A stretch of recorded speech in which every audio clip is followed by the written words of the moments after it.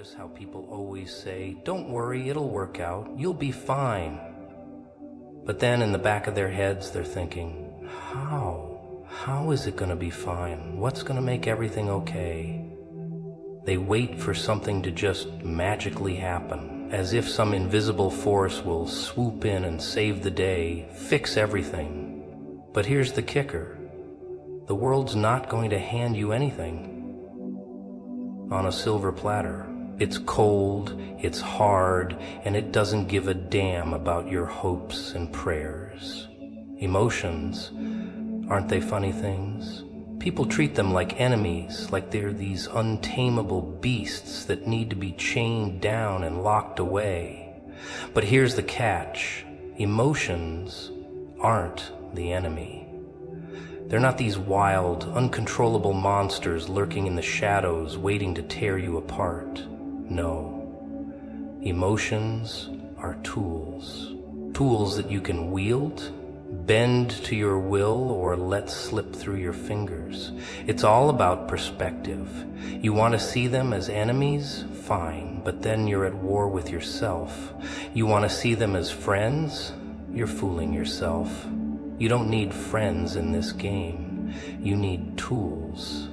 You need things that get the job done. And emotions, when used right, are some of the best damn tools you can have. Take anger, for example. People get so bent out of shape about anger. Don't be angry, they say. Anger makes you weak.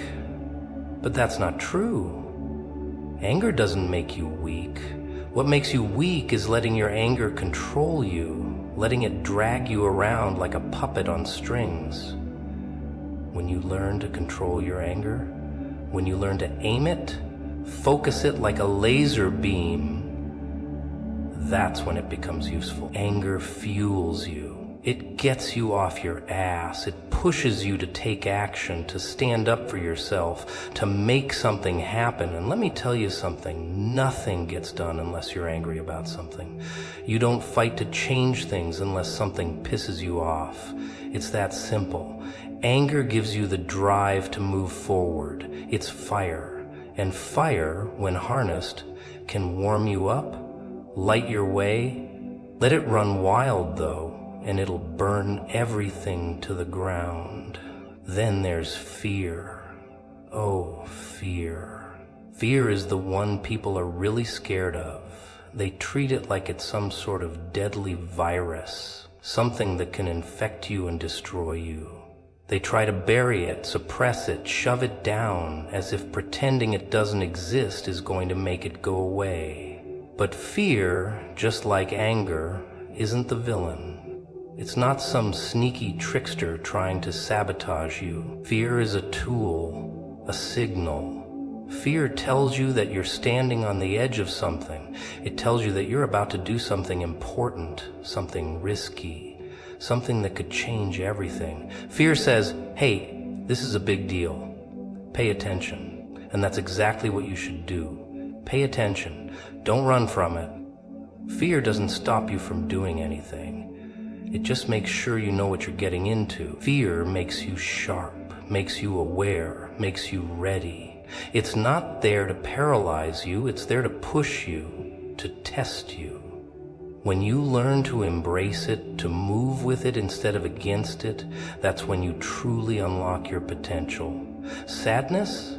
Yeah, sadness too. People are terrified of feeling sad, as if sadness is some sort of curse. Don't cry, don't feel down, you've got to stay positive. But why? Why do people fear sadness so much? Sadness is a sign. It tells you that something matters, that something's lost or broken or just out of your reach. Sadness shows you where your heart is, what you care about, what you value. It's not a weakness, it's a map. When you sit with sadness, when you let it wash over you and examine it for what it really is, you get to understand yourself better.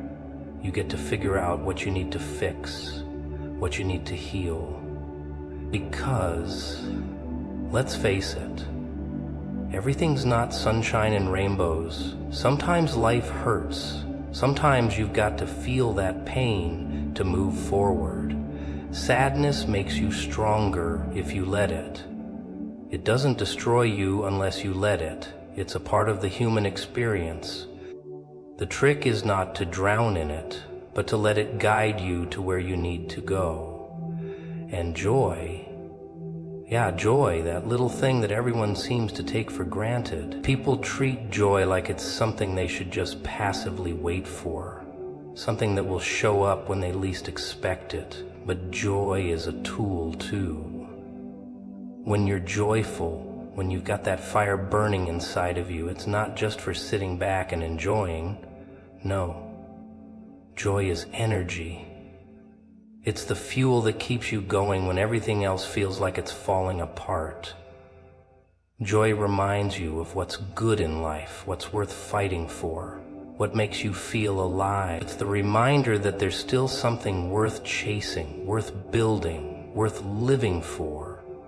But don't just wait for joy to fall into your lap.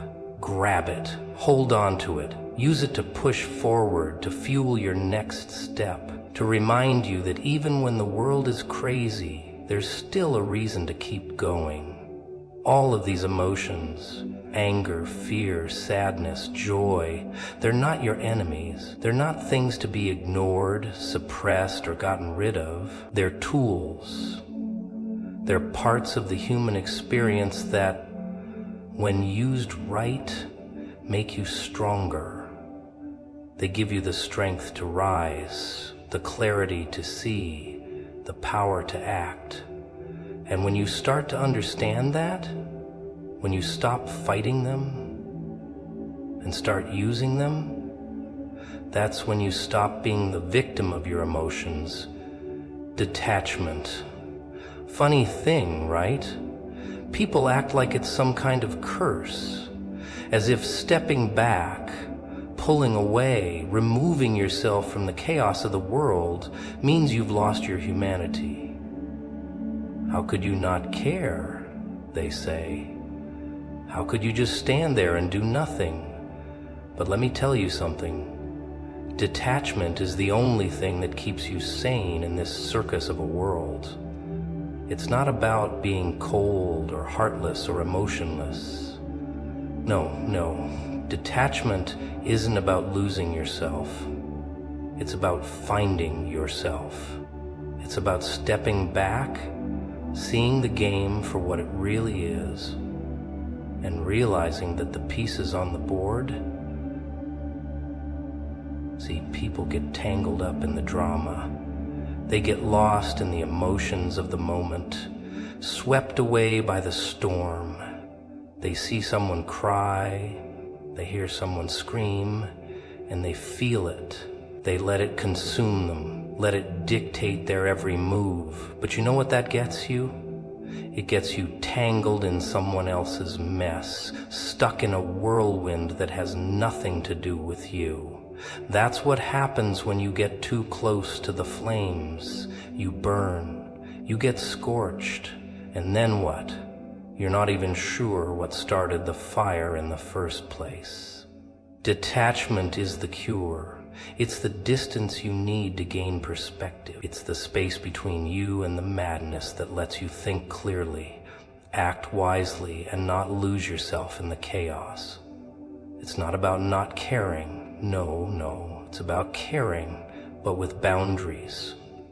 It's about recognizing that you're not responsible for every emotional explosion around you. People will scream, they'll cry, they'll try to drag you into their drama.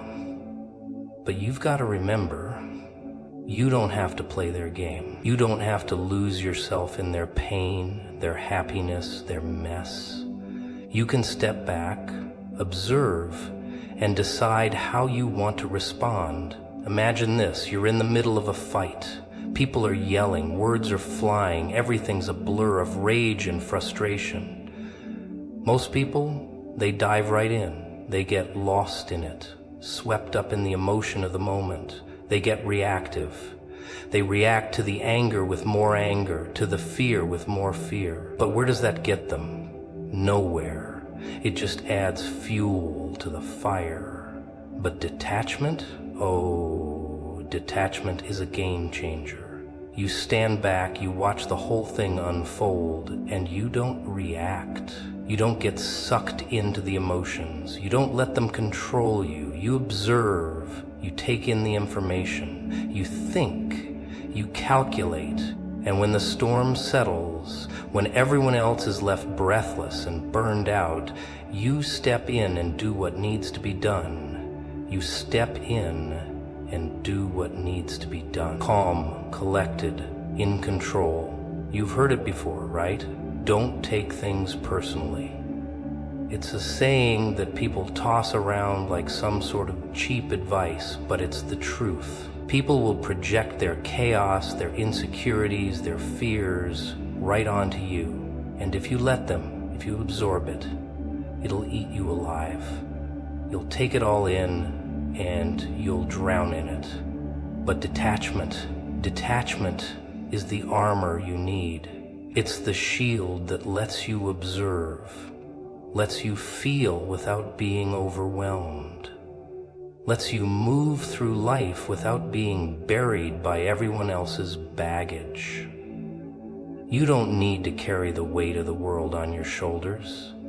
You don't need to carry other people's pain, their drama, their confusion. It's theirs, not yours. It's not easy, though. People like to think they're good people because they feel everything, because they feel everything, because they feel everything, because they want to take care of everyone. They get lost in their feelings, lost in the needs of others. They think that's what it means to care. But that's not caring. That's losing yourself in the madness. Detachment isn't cold. It's not about cutting off the world. It's about recognizing what's yours and what isn't. It's about finding the balance between being present and not getting swallowed whole by everything around you. You can care about someone without taking on their burden. You can love someone without losing yourself in their needs. Detachment isn't rejection, it's clarity. It's the ability to step outside the storm and see the calm that's just beyond it. You want to be truly free? You want to break out of the cage of emotions, the cage of other people's expectations and demands? Then you need detachment. You need to pull away from the noise, the drama, the chaos. You need to step back. Get a wider view of the world and see that, in the end, it's all just noise. People will scream, people will cry, people will try to pull you in. But you've got your own life to live. You've got your own path to walk. And detachment is what keeps you from getting stuck in theirs. Logic. It's a dirty word to most people, isn't it? They think it's too cold, too calculating, too unfeeling. People don't want logic. They want emotions. They want drama. They want chaos. They think that if they feel enough, if they let themselves be consumed by their emotions, then they'll find the answers they're looking for. But that's a lie. Emotions are unreliable. They're like a fire, burning hot one second and fading out the next. But logic is steady, it's consistent. It's a tool that can help you navigate through all the madness, the confusion, the chaos. And you know what? People are terrified of it because it doesn't give them the instant gratification that emotions do. Logic doesn't give you that high. Logic doesn't let you wallow in your feelings. Logic doesn't let you get lost in the noise. People get so caught up in their emotions, don't they? They let their feelings make their decisions. They let their impulses drive them. They let their anger, their sadness, their joy cloud their judgment, and they make decisions that get them stuck. You think you can get through life just on emotion, just on pure instinct? It's a fool's game. You're playing with fire and you're going to get burned. Logic? Logic is like the blueprint, the map, the compass. It tells you where to go, how to get there, and what to expect along the way. It doesn't get caught up in the drama. It doesn't get distracted by the noise. It cuts through all the bullshit and gets to the heart of the matter. It's clear, it's sharp, and it's the only thing that will keep you from getting lost in the chaos. Emotions are loud, they scream, they shout, they demand attention. They are like a whirlwind, a constant storm that clouds your mind and makes everything feel urgent, important, like it matters more than it really does. Logic? Logic is calm. It's quiet. It's the voice in the back of your head that says, take a step back, think about this. What's really going on here? Logic forces you to slow down. It forces you to see the situation for what it really is, without all the noise, without all the drama. It's not easy to listen to that voice. It's not flashy. It's not loud. It doesn't give you the rush that emotions do, but it's there, waiting. And when you start to listen to it, when you start to trust it, it'll guide you through the madness. Emotions, they trick you. They fool you into thinking you're in control, that you're making decisions based on what you feel, when in reality, they are controlling you. They take you on a wild ride, and before you know it, you're somewhere you didn't plan to be, doing something you didn't intend to do. Logic? Logic keeps you grounded. It keeps you on course. It doesn't let you get lost in the frenzy. It doesn't let you get carried away. It forces you to stay focused, to keep your eyes on the bigger picture. People always talk about following their hearts, but you know what? The heart is a terrible guide. It's unreliable. It's driven by whims, by desires, by fleeting passions. Logic? Logic is steady. It doesn't get distracted by fleeting emotions. It knows where you're going and how to get there. It's the one thing that'll stop you from jumping off a cliff when you're caught in a moment of madness. People don't like logic because it requires discipline. It requires thinking, planning, and it's not instant. It's not emotional, it's work. But that's exactly why it's the only thing that'll actually get you somewhere. It's the only thing that'll get you out of the chaos. Because in the end, emotions don't get you anywhere. They take you in circles, they get you lost in the noise. Logic? Logic is the straight line. It's the path you need to take when everything else is falling apart. You need both, sure. But if you're relying on emotions to guide you, you're setting yourself up for failure. You're letting yourself get carried away by something you can't control. People are afraid of logic because it doesn't allow them to indulge in their feelings. It doesn't let them wallow in their pain, their anger, their joy. Logic doesn't give you the release that emotions do. It makes you think, makes you step back, makes you see things for what they really are. And when you start to do that, when you start to rely on logic, you'll realize something. The world doesn't have to be this chaotic, this messy. You can cut through the noise. You can see the truth. And when you see the truth, everything else becomes irrelevant. The emotions, the chaos, the drama, it all fades into the background. Because you're moving forward. You're making decisions that actually mean something. People love to confuse acceptance with giving up. It's like they think if you accept something, you've surrendered, that you've just rolled over and let the world walk all over you. You're just letting it happen. But what they don't get is that acceptance isn't about surrender. It's about clarity.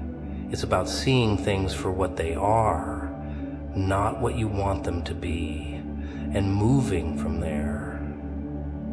people fight it. They fight acceptance like it's some sort of enemy. They refuse to accept the hand they've been dealt, and they spend their whole lives fighting something they can't change. And all that energy, all that wasted time, it just drags them deeper into the muck. You can't fight reality. Reality doesn't care about your feelings. It doesn't care about your hopes or dreams. It just is. And the sooner you realize that, the sooner you stop resisting it, the sooner you can start making moves that actually matter. You ever notice how people are always trying to change things they can't control? They waste years, decades, trying to force things to fit into their little ideal world. They fight against the things that they can't change. And what does that get them? Nothing. That's the thing about life. It doesn't bend to your will. It doesn't give a damn about your plans, your expectations, your petty desires. People get so caught up in the idea of what they want things to be that they forget about what they are. You can't control the storm, no matter how hard you try. You can't control what happens to you, but you can control how you deal with it. And that, my friend, is the real power. Not the ability to bend the world to your will. No. The real power is in the ability to face the world as it is, to accept it, and to keep moving forward. Acceptance doesn't mean you agree with everything that happens to you. It doesn't mean you're okay with the pain, with the chaos, with the unfairness of it all. No, no. Acceptance means you stop pretending that you can change things that are outside your control. You stop wasting energy on things that aren't yours to fix. You stop fighting the wind. Instead, you stand tall in the storm. You let the world throw its punches, and you take it all in stride. You learn to move with it instead of against it. People act like accepting something means you're giving up. They think that if they accept the bad things that happen to them, then they're admitting defeat. But acceptance isn't about giving up. It's about seeing reality for what it is. And from there you decide what's next. That's power. That's strength, not in fighting the inevitable, no. It's in facing it head on with your eyes wide open and saying, all right, let's see what you've got. People also have this idea that they have to be positive all the time, that they have to stay happy, that they can't ever let themselves feel anything less than joy, and that's a lie. You have to stay positive, they say, like it's some sort of mantra. But here's the thing, sometimes life is just shitty. Sometimes you're gonna feel down, you're gonna feel defeated, you're gonna feel like the world's got you in a chokehold. And that's okay. It doesn't mean you're broken. It doesn't mean you've lost. It means you're human.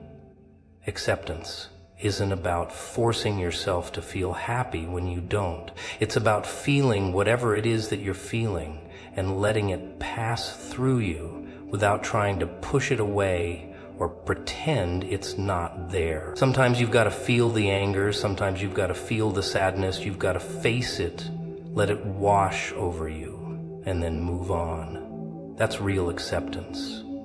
You can't outrun the truth, you can't hide from it. It's there, waiting for you in the quiet moments, in the spaces between all the noise.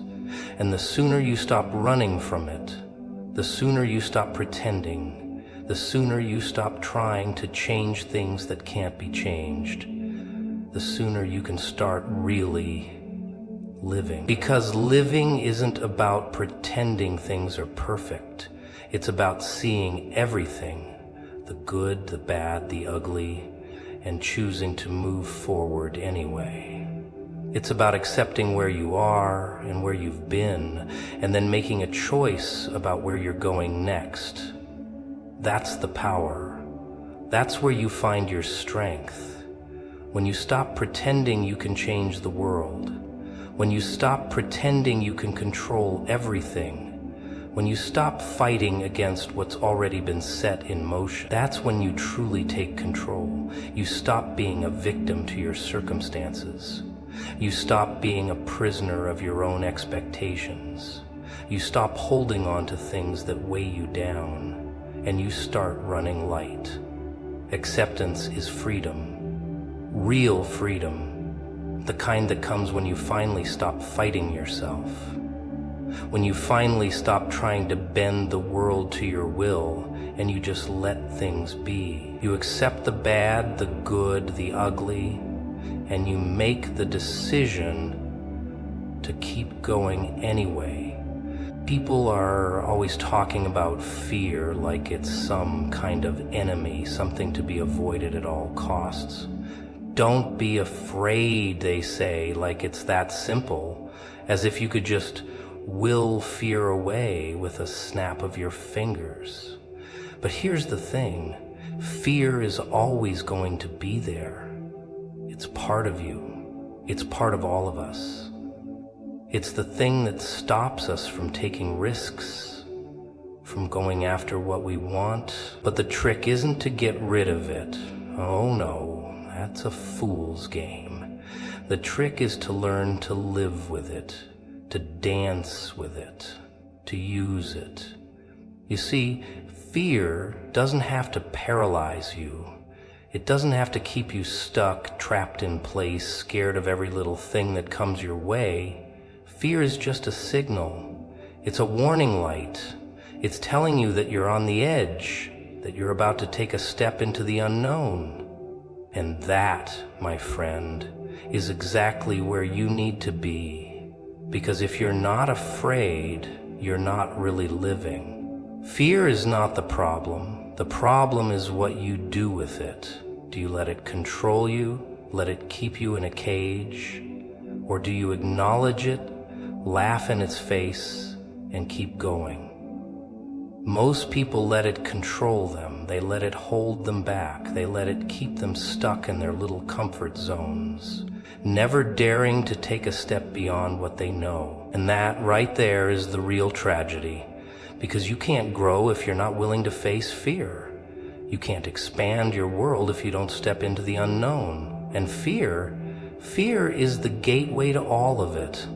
It's the signal that you're about to cross over into something new, into something bigger.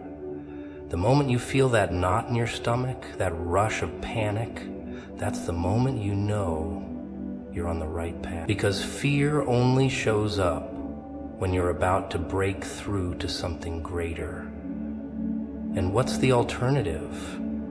To live a life of comfort, of safety, of never rocking the boat? That's not living, that's existing. And there's a big difference between the two. Comfort is a trap. It's a lie that keeps you from realizing your true potential. People are so terrified of change, so afraid of stepping outside of their little bubble, that they cling to their comfort like it's some kind of security blanket. But what they don't realize is that comfort isn't security, it's stagnation. It's the slow death of everything you could have been, everything you could have done. Because growth happens outside the comfort zone. It happens when you step into the unknown, when you take the leap without knowing exactly where you're going to land. And what makes it all worthwhile is that you don't know. The unknown is what gives you that rush, that spark. That's what makes it exciting. If you knew everything already, if you had every answer handed to you, life would be meaningless. It would be boring. You see, fear isn't a wall, it's a doorway. But only if you let it be. Only if you're willing to walk through it. It's the edge of a cliff, the point where you could fall or you could fly. Most people fall. They let fear control them. They let it pull them down, drag them back into the safety of the known. But you don't have to fall. You can fly. But only if you're willing to embrace the fear, only if you're willing to let it push you forward instead of holding you back. And the crazy part is, once you face that fear, once you walk through it, you realize it wasn't nearly as bad as you thought.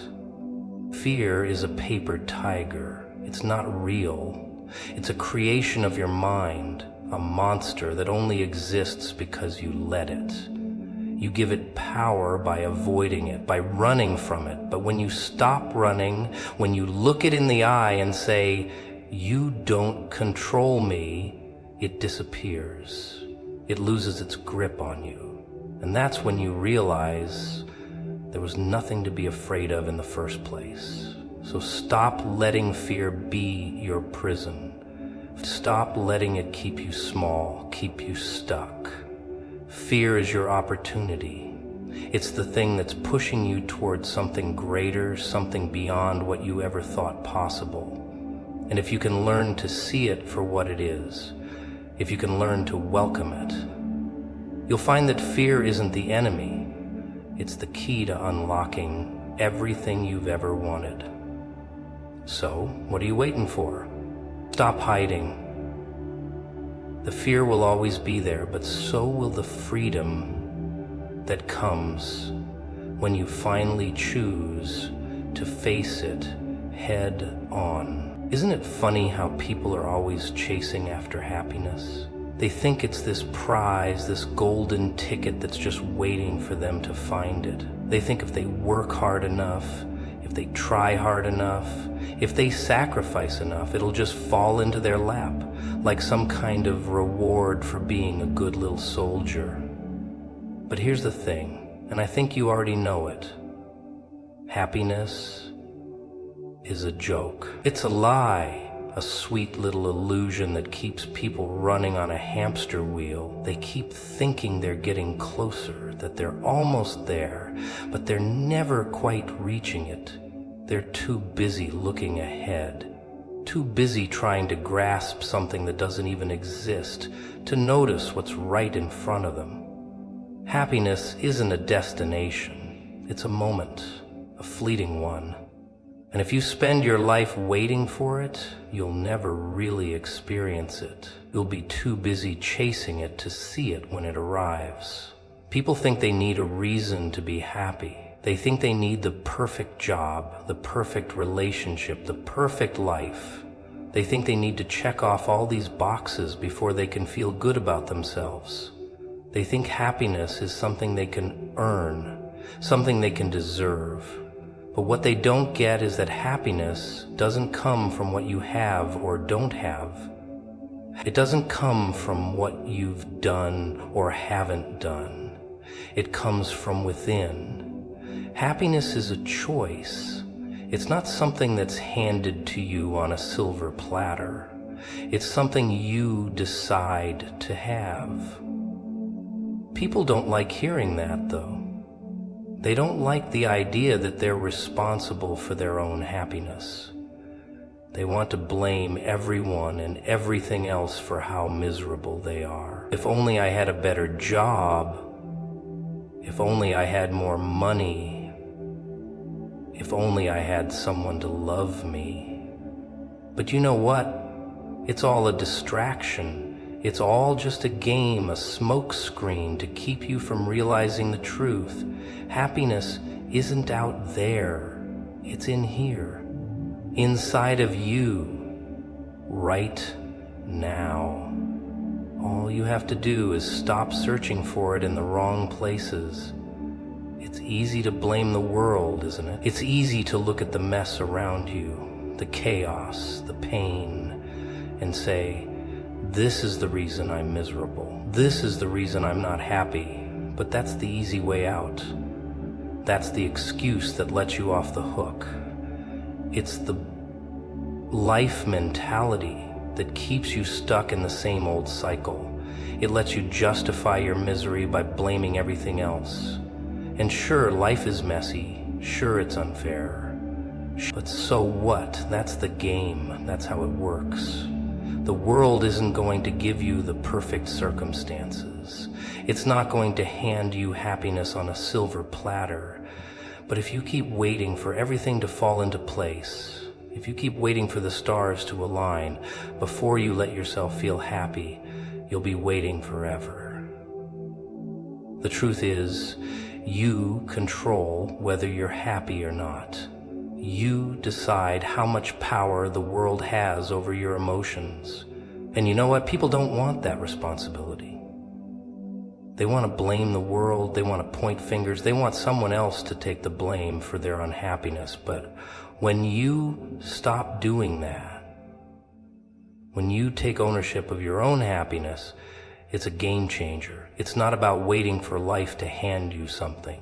It's about making the decision to be happy in spite of everything else.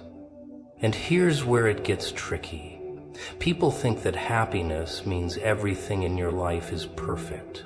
They think happiness means no pain, no struggle, no hardship. But that's not happiness, that's denial. Happiness doesn't mean ignoring the bad parts of life. It doesn't mean pretending like everything is fine when it's not. Happiness is about accepting the bad along with the good. It's about making peace with the mess, the chaos, the unpredictability. It's about finding the joy in the small moments, the moments that would otherwise pass you by unnoticed. Because those moments, those little flashes of joy, that's where happiness is hiding. It's not in the grand gestures. It's not in the big, shiny things. It's in the small, everyday things. The laugh with a friend, the first sip of coffee in the morning, the quiet moments where you're not chasing anything, you're just being. People spend so much time searching for happiness they don't realize they've been standing in it the whole time. You don't need everything to be perfect to be happy. You don't need to have all the answers. You don't need to wait for the right moment. Happiness is a choice you make right now. It's deciding to let go of all the things you think you need and just be. It's letting go of the idea that happiness is something to be earned, or it's realizing that happiness is already there waiting for you to acknowledge it. It's in the moments you take for yourself. It's in the moments you choose to laugh at the chaos, to see the humor in the madness, to realize that life is what it is, and it's beautiful in its own messed up way. So stop chasing it, stop waiting for it. Just let yourself feel it.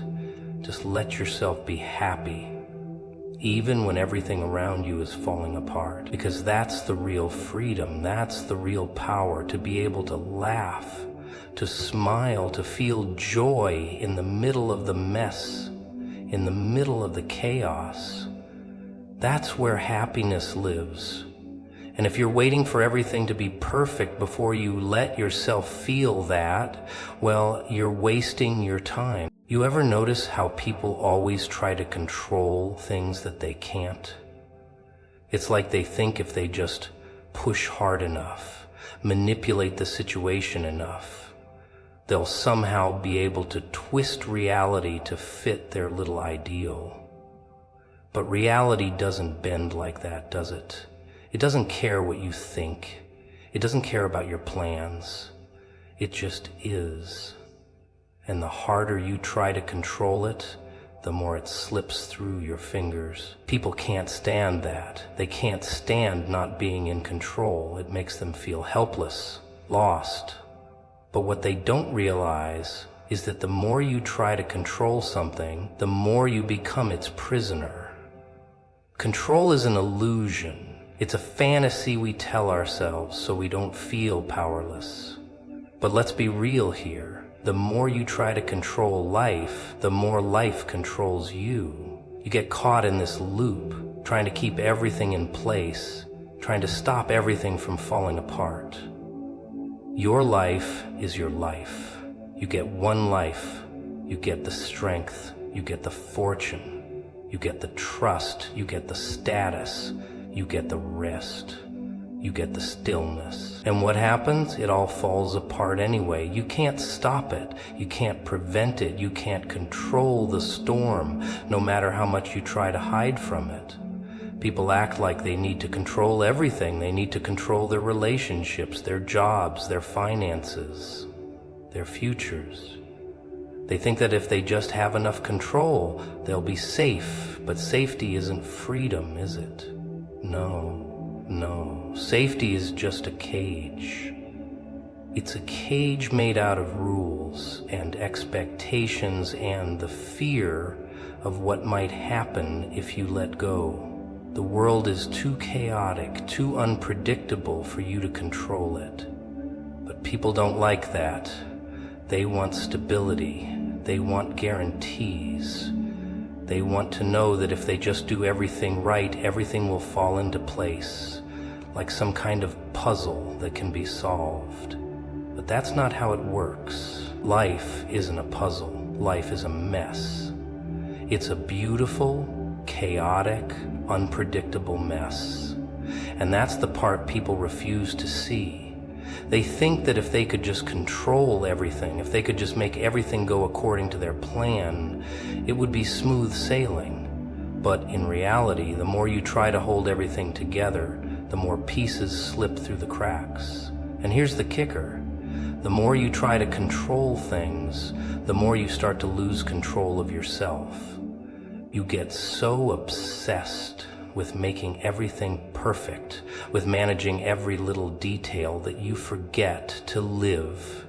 You forget to breathe. You forget to be present in the moment. Instead, you're too busy stressing over the future, too busy worrying about the what-ifs to notice that the present is slipping away from you. You're too focused on the outcome to see the process. You get so caught up in trying to control the uncontrollable that you forget to enjoy the ride. You forget that the whole point of this chaotic mess called life is to experience it, not to tame it. Control becomes the chains that hold you down, not the freedom you think it is. It becomes the thing that keeps you from living fully, from embracing the madness, from taking the leap without knowing exactly where you'll land. And the sad part is, most people don't even realize they're doing it. They don't even realize that all their attempts to control everything are actually making them miserable. They think they're making things better. They think that if they just have more control, they'll be happier, more secure. But control only brings fear. It brings anxiety. It brings this constant, nagging worry that you're not doing enough, that you're not keeping up, that you're not in charge. And the irony? The more you try to control things, the more out of control you become. Life has a funny way of laughing at your attempts to master it. It throws you curveballs, unexpected twists, things you never saw coming, and it just sits back and watches as you scramble to make sense of it all. So what's the answer? What's the secret to surviving in this world of chaos? It's simple. Stop trying to control it. Stop fighting the flow. Stop pretending like you can steer the ship. You can't. You never could. Life isn't a thing to be controlled, it's a thing to be experienced. You don't need to control every detail to make it meaningful. You don't need to have every move mapped out to find joy. You just need to let go. Let go of the need to control. Let go of the need to be perfect. Let go of the need to have everything figured out. And when you do, when you stop clinging to the illusion of control, you'll find something unexpected. Freedom. True freedom. The freedom to live in the moment. The freedom to embrace whatever comes your way, knowing that you can handle it. You can't control the storm, but you can learn how to dance in the rain. And that, my friend, is where the magic happens.